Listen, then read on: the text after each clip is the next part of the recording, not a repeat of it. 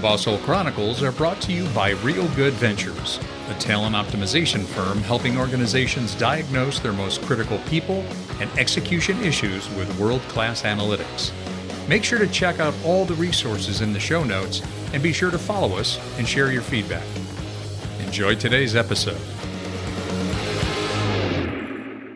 Well, happy holidays to everybody out there in the Boss Hole Transformation Nation. We are in the holiday season, but I'm always in the holiday season because I get to do this work with Sarah Best. I'm John Brewer, your co-host, and of course, Sarah, welcome. It's good to see you. How are you? I'm good, John. You're so great. And it is, every day is a holiday, a happy one. It's always a pleasure to have these great episodes with you. Yeah, and today's episode is one of our subject matter expert episodes. Sarah, you are bringing this gentleman into the Boss Hole Transformation Nation and our discussions around helping people stay out of the boss hole zone. So I'm so excited to hear more from this very special individual. I'm going to turn it right over to you and we can kick it off. Absolutely. Wow. I think that the information we're going to listen to today is relevant and very timely for all of us because we just live in a very uncertain, kind of crazy world right now. This guy's kind of become one of my favorite people to follow. When his e-blast or email comes into my inbox, as it does on occasion with new ideas and new information, I stop what I'm doing and I read it because I know there's going to be a lesson or an activity or an action that will calm me, settle me, help me get focused on what I believe is important. Before we get into all the stuff about him, let me just introduce you to Mark Ostach. Mark, welcome to the podcast. Sarah, thanks so much for having me. It's awesome to be here, and I'm excited to keep people in the John. What did you say? Out of the boss hole zone. Out of the boss hole zone. There you go. I'll try my best. Yeah. Well, Mark, I want to share with our audience. I had the privilege of listening to you provide a keynote, and you are one of the smoothest, most charismatic, easy to listen to keynotes I've ever heard. This was a couple of years back at a leadership summit. And this is really one of your main platforms is to provide keynote speeches. You've done TED Talks. You've written 2 books. We'll talk about both of them today. One just released most recently. It's one that I've been sharing with my clients, but we'll get into that. You're a frequently featured speaker on USA Today. And the subject matter that you talk about is very specialized. I would like to toss it to you, Mark, to tell us a little bit about how you arrived as an expert in digital detox, among other things. And just tell us a little bit about your journey and what you share today. Yeah, Sarah, I appreciate you teeing that up.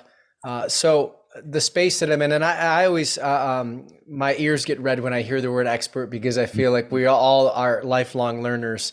But in the space of having a lot of experience in digital wellness and mental health, the 2 spaces that I spend most of my day and life into, I found myself as a recent college graduate with a degree in psychology, and I was lost like many other 22-year-olds are when they graduate. And I did what you do when you're lost. You go back to school, and I went back to school for massage therapy school because I was really interested in workplace wellness as it pertains to ergonomics and kind of chair massage and those sorts of things, and had a vision for a business that I was going to launch in the corporate arena, providing chair massages. And that vision kind of collapsed when a good friend of mine started a technology company who I was living with after college. So he hired me. Actually, I worked for him for free for about 8 months until we could go from 2 people to 3 people on payroll, which was fun.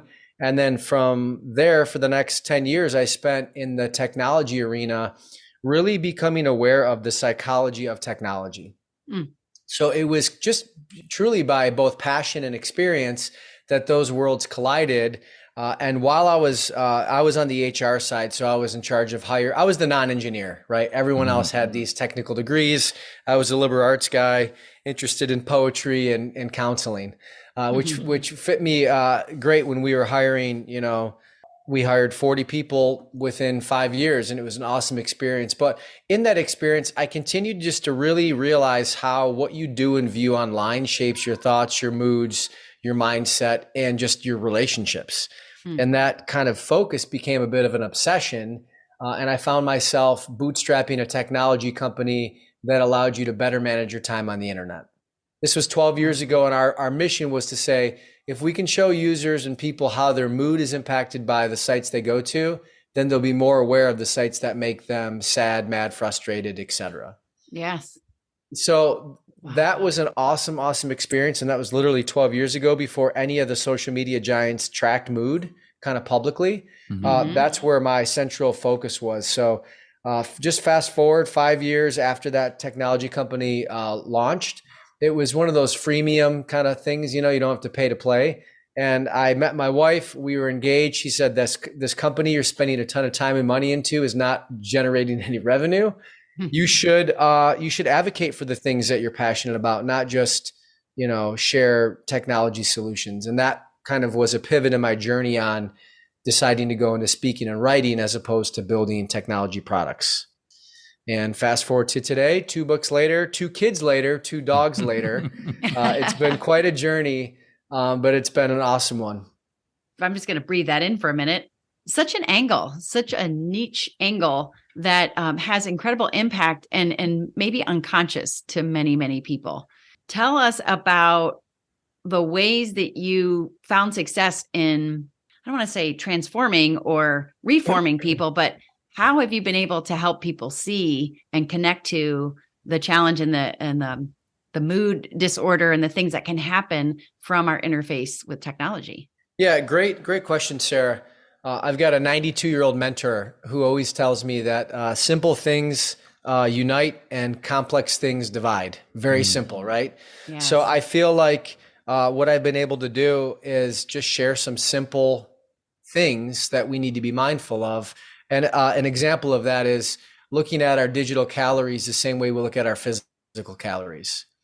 So we're all hyper aware of, you get things like biohacking and, people are like measuring out the amount of grams or macros they eat or consume.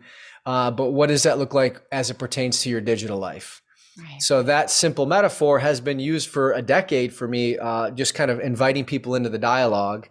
So that's a for instance. I think another thing that I've realized is that stories connect.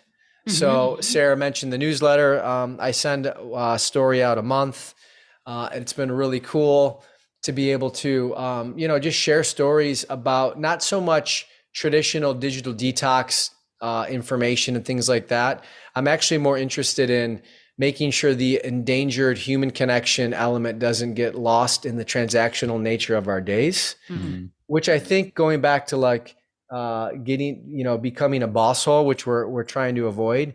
Yes. It's really a byproduct of burnout and a lack of feeling connected to the things that bring you joy and peace in your life. And you can do nothing but swim like a duck underneath all your emails and meetings and your to-dos, and that pressure builds up. And next thing you know, you're quacking at somebody or biting them, right? So a lot of it's just helping to raise awareness on how your internet behaviors and how your digital calories just impact your day. Mark, may I ask, you make me think of, so you have a 92-year-old mentor. That's remarkable. And what a blessing to have somebody like that in your life. And also that's somebody who was around and working well before the advent of the technology we know today. Okay. I mean, there have been technological advances ever since, that person was working, but I got to imagine relative to managers and supervisors that on the one hand, the technology presents itself as a great convenience, but it also can make us a bit lazy around not investing that time in one another. In other words, it's very easy to just shoot out a text, an email, Slack response of some sort, when really it is better served by picking up the phone. And I mean, is that really where you're seeing some of this as well? Yeah. And just kind of commenting on my mentor, who's 92, started off his career as a physician where he was making $5 patient visits, like house calls, like with the black bag, going to your patient's house for $5. So literally not even fax machines didn't even exist. But kind of laddering that back to your question, John, I think there's almost been, and I feel it sometimes too, like there's been a fear just to pick up the phone and call somebody. You feel like you're going to disrupt them. Your own focus on, well, that's going to take 20 minutes as opposed to the 2 minutes that I could just dump another to do in their inbox, as opposed to truly calling them. Right. So there's been recent research that shows like communication preferences across demographics and psychographics. And one of the interesting things that came out of that communication research for me that I took away was how much people prefer texting across like millennials, Gen Zs, boomers. That seems a little counterproductive to me. But in the same breath, I think one of the reasons why is because there's not enough time in the day to make those phone calls, or at least that's the story that we're subscribing to. I would push back and say it's the opposite. You can get a heck of a lot more done with a phone call. You just might need to be bold and call people before 8 a.m. when they're actually available. So when you call them before 8 a.m., don't just go right to the jugular of what it is you want. Check in, acknowledge the beauty of the sunrise that you're looking at in your commute or out your office window. Try to find a common ground that's rooted in some of the beauty of which is the new day in front of you, and then get into what it is that you're looking to get or take away from that communication point. That's a good reminder to not be all business, but to foster that connection and savor the things that we're grateful for as we engage. Because the relationships we have with clients and colleagues and vendor partners and others, they're really blessings. If you look at them that way, they truly are. Well, this might be a good time to highlight too. You have a resource that I've started sharing with all my clients, which is a gratitude journal. It's a tiny little book of wonder that you created. It's a 14-day journey. And not to shift gears radically away from what we were talking about, but let's pause for a moment and bring in this idea of gratitude. Tell us about the inspiration for this little journal. Yes. So like many other struggling writers, I had a desire to write a book, and I had a couple manuscripts that were starting and stopping. So then, God had kind of given me a vision for this little incremental step towards authorship, which is this little gratitude notebook, Sarah, that you're referencing. And I know those that are listening can't quite see it, but picture your iPhone, because it's about the size of an iPhone. Right. And that was by design. And the idea was, can you pick up kind of a habit of gratitude before you pick up your phone? So the hope is that it's a 2-week little challenge. There's a quote on one side, and then there's a page for you to write what you're worried about and then what you're grateful for. And the idea is that if you can do that for 2 weeks, you might shift some of that doom scrolling that happens first thing out of bed before you've even peed or brushed your teeth, and gotten into a little bit more of a heart of thanks and praise, which, Sarah, and I know, and John, I don't know you as well as I know Sarah, but like, it is we need to be like almost like diligent warriors in how we are cultivating gratitude with all of the heaviness of the world. Amen. Yes. That is so true. Yes. Yeah. Yes. Yeah. And people can, they can purchase this for themselves, for their teams. We'll put a link in our show notes, Awesome. Mark, so that people can go right to your website. They're deeply inexpensive for the value they provide. So I encourage. Yeah. And it's funny because how you described, how this little notebook came to be is a great segue into the two things that I wanted to make sure we talked about. One is in 2020, you wrote a book that was designed to help people build courage and connection online. Yes. To really become comfortable and confident and powerful in their connection with people. And how timely was that? Because we were in the midst of the lockdown. Tell us a little bit about that book, and then we'll jump forward and talk about your latest book, which again centers on connection and culture of connection and belonging. There's an incredible theme here. So tell us about. Yeah, thank you, Sarah. It is all God's timing, and what you don't read between the pages or on the back of the book of Courage to Connect, which came out in July of 2020, was a very scared child, and that scared child was me. And the background behind that was I had been building the speaking business on the side through a side hustle, using my vacation days and kind of maneuvering my schedule to a point where it reached a threshold where I had to maintain my integrity at my current employer and say, hey, listen, this is what I want to do full time. Can we talk about a succession plan over the next 6 months?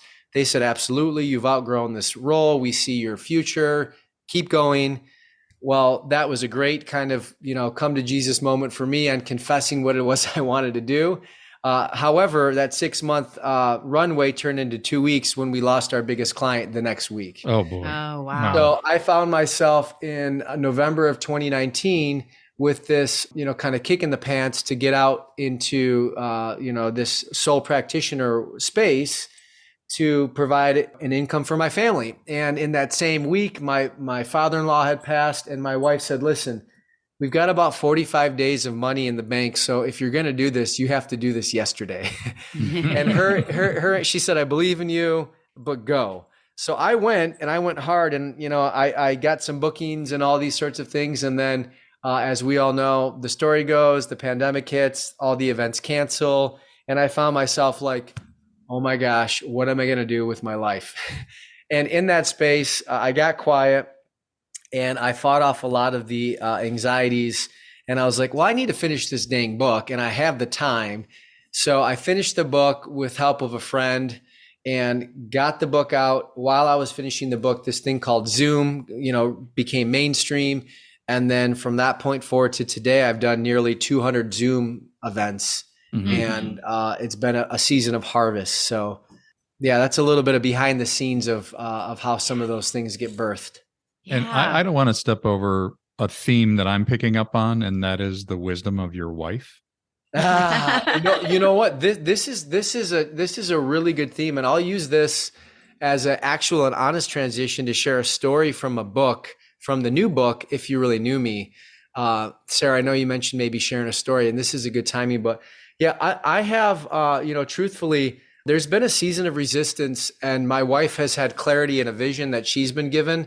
And I've kind of been like those 1980 TVs where you kind of got to fix the bunny ears to see if my vision is her vision and our covenant is on the right path. And Right. There's a story in the book called Honey in the Rock. We hear the terms rock bottom, rock in a hard place, but we don't really hear the terms honey in the rock. So I'm going to try to make this a 2.5-minute story, but it speaks to the work that I'm doing through what's called the Bell Method. And the Bell Method stands for belonging, empathy, listening, and love. So I went from courage to connect, teaching people courage and how to connect online and offline, to taking all these 200 events and observations through all these organizations to say, okay, well, how do people maintain connection in a hybrid world? And, I just kind of got this vision for the Bell Method, teaching belonging, empathy, listening, and love. So in the new book, each story has a reflection kind of corner that says, after this story, which element of the Bell Method stands out to you? So that's how it works. So back to Honey in the Rock. We're going to renovate our house, redo a kitchen. I'm all excited, living in a little 3-bedroom ranch. Life is good. Neighbors are great. And we find ourselves at Lowe's on a typical date night, and we're about to sign for new appliances and new cabinets. And we end up pausing and realizing that we just want to have a good friend who does design work to come over and double check our plans. That night we go home. My wife, we're emailing late at night. She says, hey, look at this house for sale on Zillow. I'm thinking, what are you talking about? This is our forever home. And lo and behold, she finds us. I say, well, gosh, that house sure does have everything we need. It's closer to the kids' school. Let's check it out. And that began a period of, do we love it or list it? Well, 10 houses later, I am like in the agony of like, you know what, let's not move. Let's go back to the kitchen remodel. And she is like praying steadily, fasting for like clarity on, is this house for, should we move? So I say to her, listen, let's be done. Let's pause. The market's getting all funky. She said, okay, but one more house. So we look at this one more house. It's on a dirt road on a lake, two things we never even fathomed. And we found ourselves really with the peace of God in this house. Kids were actually for the first time feeling the presence of like, okay, this could be my room. We have an 8 and 5-year-old. So looking at houses with little kids is one of the most challenging things that you'll ever do. So long story short, we find ourselves putting an offer on this house. We put an offer on it, highest and best. The next day we find out that we were the runners up. So we're feeling kind of the ups and downs of the house hunting. My wife, who's very, a rule follower, she decides to write a letter to the homeowners, writes a letter to the homeowners, drops it off. The next day gets a text from the homeowner saying, your letter moved us to tears. We felt the Spirit of God in your words, praying that you find the right house. If it's not this one, hopefully one day our paths will cross. If not, see you in heaven. And it was this bold, communication back. So that gave my wife hope. That gave me a little bit of maybe this is a bit of a sacred experience we're about to embark on. 2 months go by, the house sells. My wife is so focused on praying circles around this house. She's literally dropping the kids off and walking laps in the neighborhood as if we already live there. Mm-hmm. I'm eating sugary M&Ms with the kids watching Sonic 2 at the theaters. And she's like, no sugar. I need to have clarity. Right. Mm-hmm. So the house sells and we're driving in the car on this one day and we're it's 3 days after the house sells. And we have this running joke for the last 2 months. Hey, did Amy call you? Amy's the homeowner. Yeah. Well, Amy never calls. And as we're driving, days after the house sells, we get a text from Amy and it says, you're never going to believe this, but the people that bought our house came to move in. They purchased it over Zoom, right? 2022.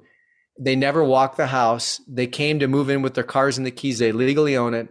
And they said, this house isn't the right house for us. We're going to put it back on the market. Wow. So Amy says, I remember the card you wrote us. You should get in touch with their realtors. They didn't put it back on the market. They sold it to us.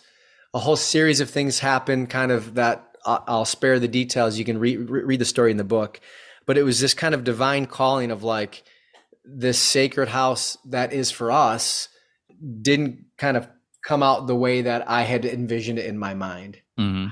I'm sitting in the home now. We're 4 months in, but the Bell method, my wife and I had different elements, right? She was listening. She was totally listening. She was feeling that, God's whisper. She was acting on that, and I wasn't, right? So here we are in the home 4 months later and still a whole bunch of growth. I think that when you find yourself in situations of change and new experiences, sometimes the growth can be it can almost be so intimidating or debilitating that you get lost in the wilderness. So yes. Mm-hmm. Yeah. Anyways, that's a snippet from the book. Wow. I thought that was a story that came to mind today, Sarah and John. I love that story. And that is one of those stories too, Mark, and it's not lost on you or your wife, where you have to pause and reflect on his hand, not where we expect it or in our timing. But that's a hard thing to do in today's world. I mean, the world itself wants to push us through and rush us through so many things, technology to distract us. But having that conviction and the capacity to just be patient and listen to that still small voice, that's just a great story. What a blessing. That's awesome. Thanks, Sean. And I love that you referenced the Bell method and even explained it for our listeners. I think for supervisors, managers, leaders, and we can be assured that they are more so than others, probably feeling the effects of burnout, feeling the burden of the continued uncertainty that we face financially, globally. I mean, we're all suffering to some degree by all of this, and some much more than others. But we would be remiss if we didn't just acknowledge, hey, managers have a heavy load, yes. Managing up, managing down. Well, Sarah, can I dovetail on that?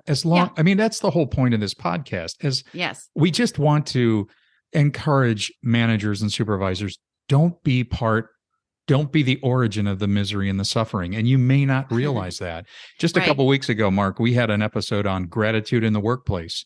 And I'm going to remind our listeners, go into the show notes. You will see Mark's resources, including the gratitude journal, but I'll also cross-reference that episode that we did a few weeks back about gratitude in the workplace. Mm-hmm. That's transformational work. And to your point, Sarah, in addition to developing people, that's hard. Well, and there are a couple of things that come to mind. Mark, you are an expert in emotional intelligence. You may not use that language or that speak, sure, but what you promote and what you teach and what you share and how you live too are things that help people develop a mindfulness, a centeredness, a connection, not only a social connection, but an internal and maybe in many cases a spiritual connection. And it's about meeting basic human need. And I love that you, in the very beginning of our conversation today, talked about simple. Yes. Simple is the solution. Simple is the way. So how about for managers and supervisors and leaders and others that have influence over people to just remember belonging, empathy, listening, and love are pretty much all you have to focus on.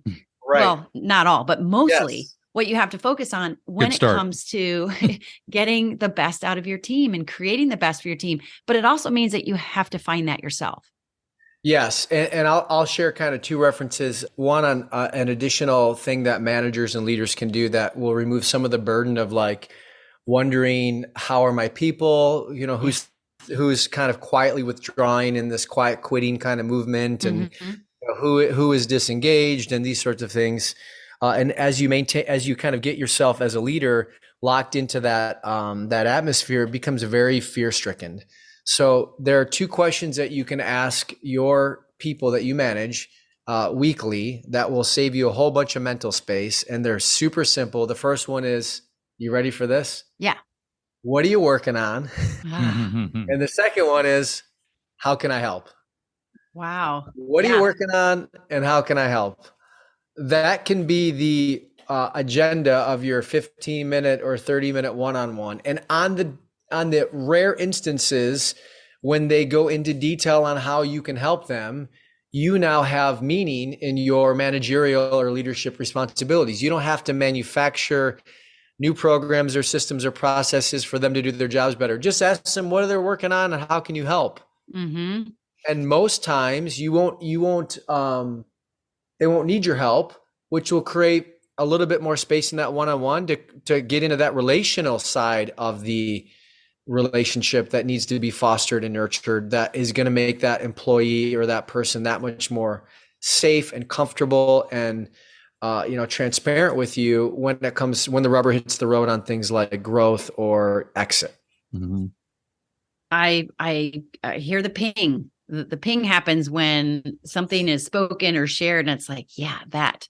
And for managers and leaders who have hesitation or concern or think, I don't have time for that. We need results. This is the avenue and the medium and the access to those results. Would you agree? Yeah.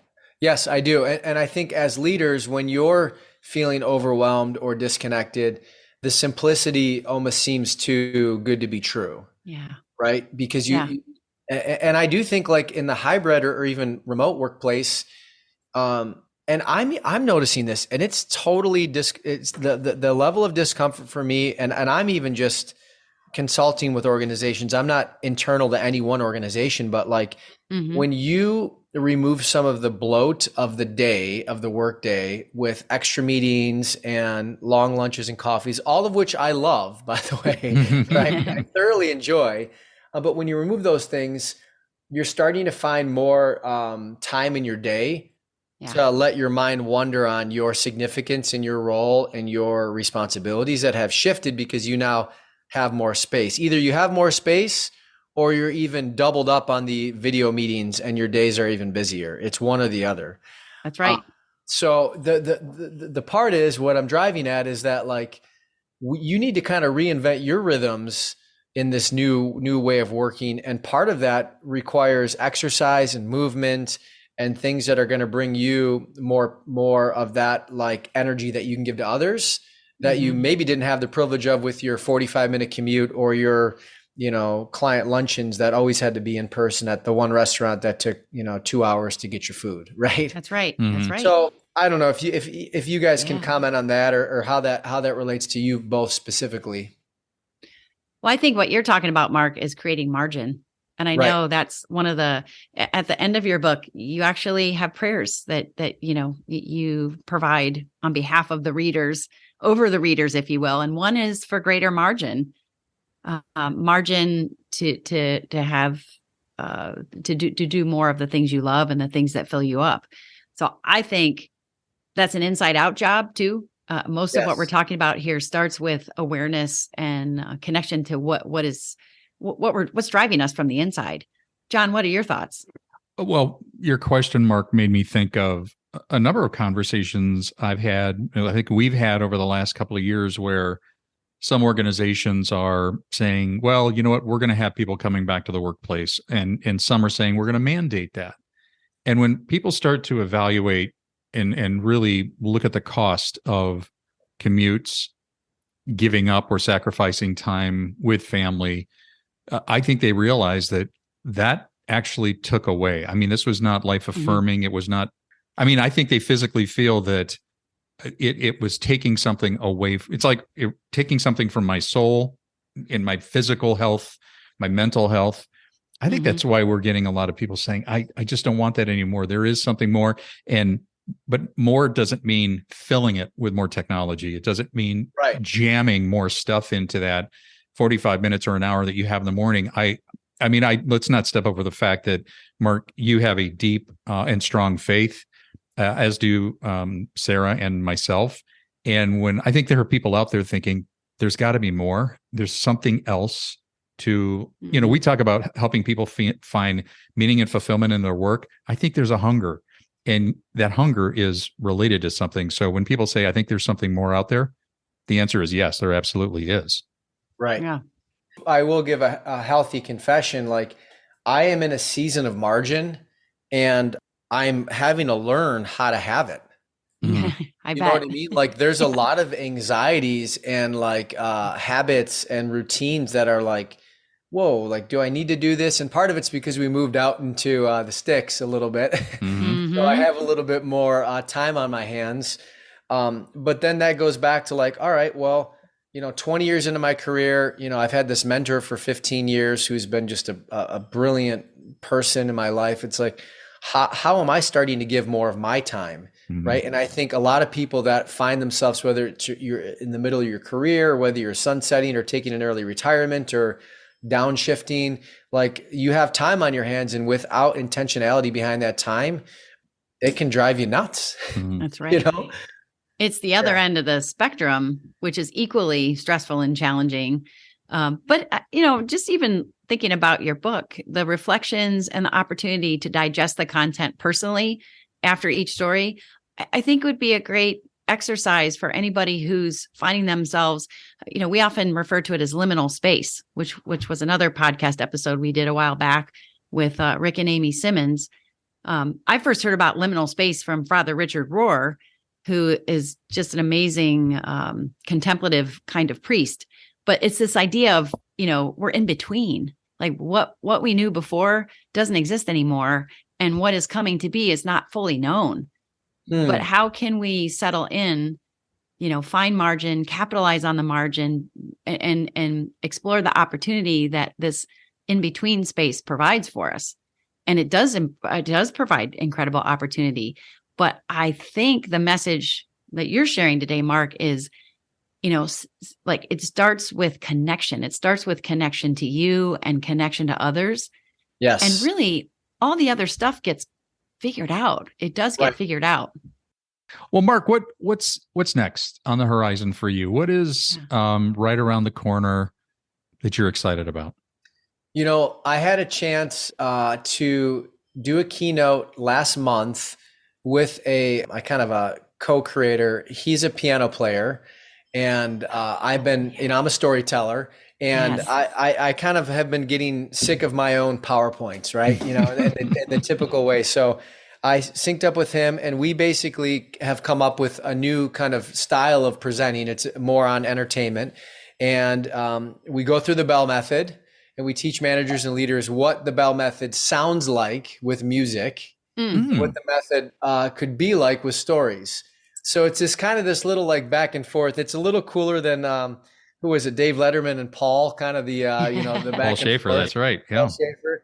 But like, for instance, when we look at the OWL method for listening, right? I say, Bob's a piano player named Bob. What does listening sound like?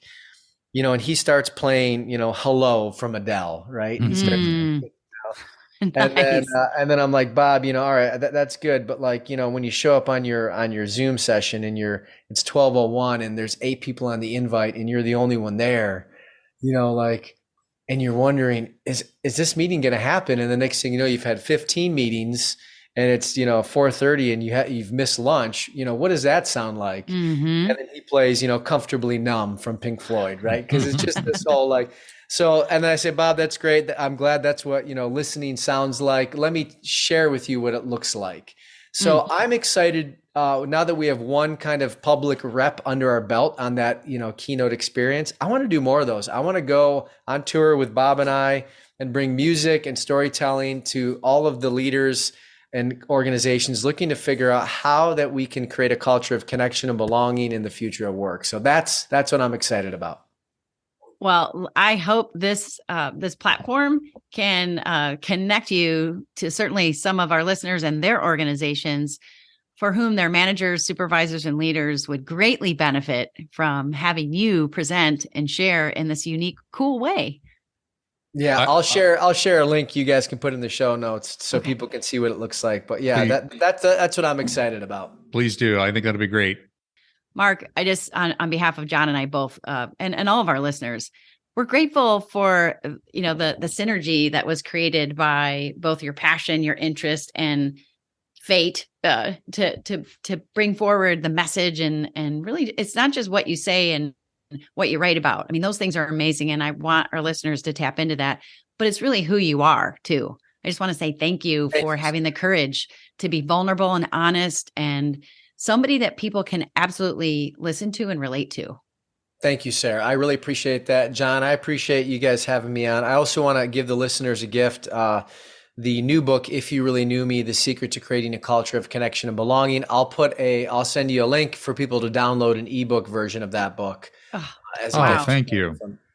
Yeah, absolutely. And I hope they know what a gift it is. As I mentioned, I've been sharing this with my clients. I've given all of my adult children this book. My mom, I've been enjoying this book daily. So thank you, Mark. That's generous. Thank you, Sarah. Wonderful. Thank you, John. I appreciate it. Well, it's been great having you here, and everybody check out the show notes, and we will see you next time on the Boss Hole Chronicles. We'd like to thank our guest today on the Boss Hole Chronicles, and if you have a Boss Hole Chronicles story of your own, please email us at mystory@thebossholechronicles.com. Once again, mystory@thebossholechronicles.com. We'll see you again soon.